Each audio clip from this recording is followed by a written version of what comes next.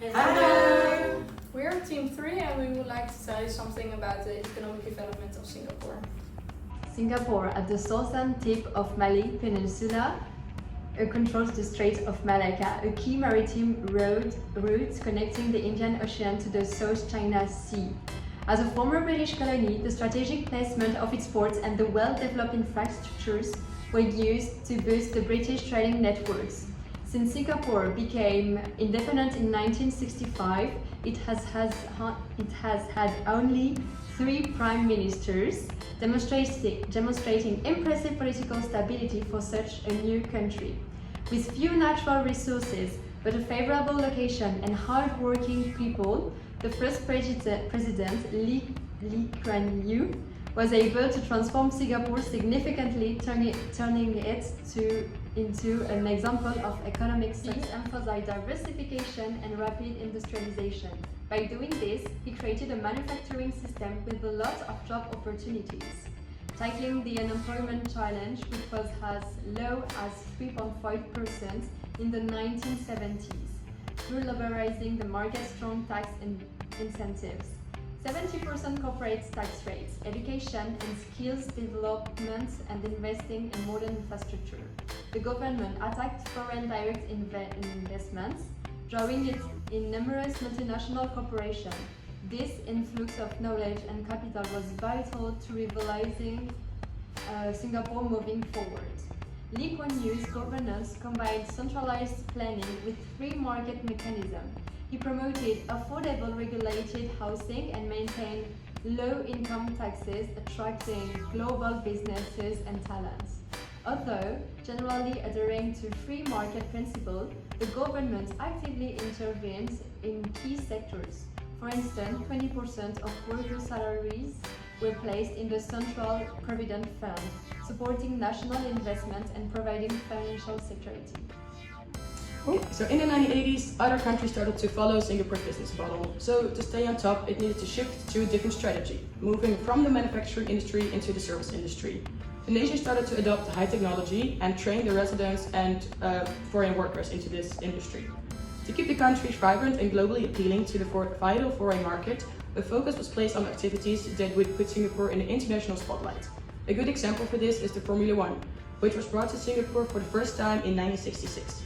In 2008, during the Grand Prix held in Singapore, the track was raced at night for the first time in history, producing heightened international viewerships and highlighting the beautiful skyline of Singapore.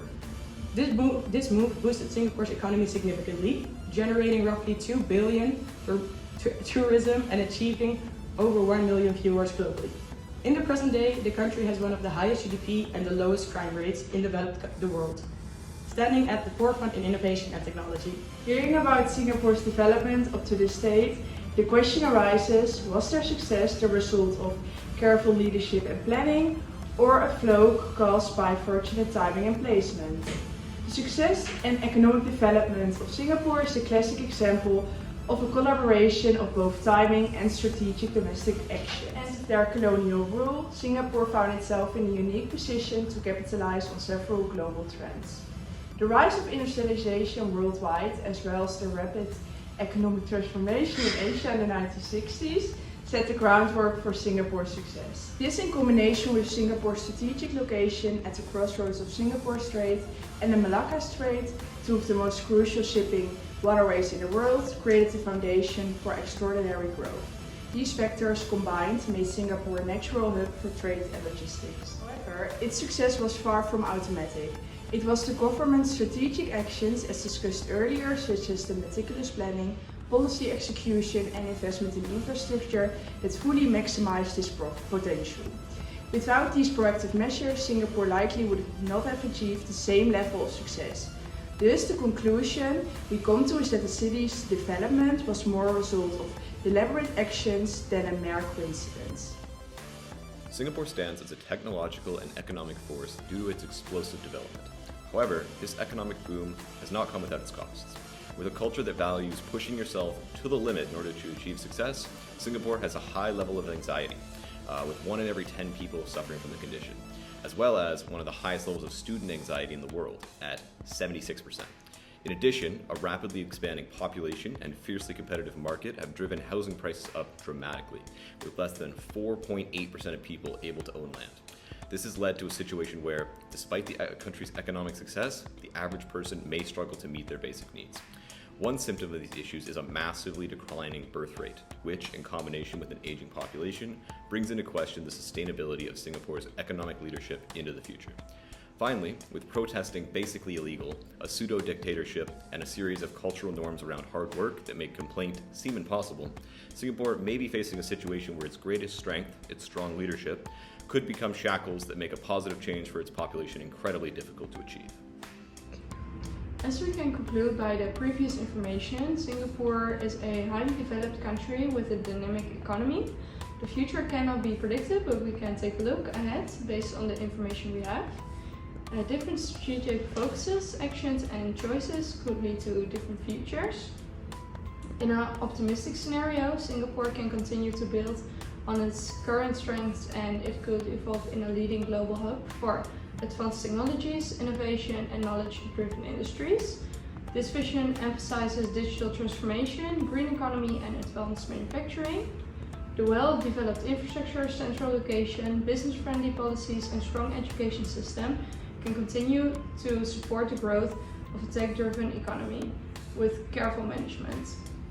As the world moves towards decarbonization, Singapore might leverage its expertise in urban planning to pioneer green solutions and technologies.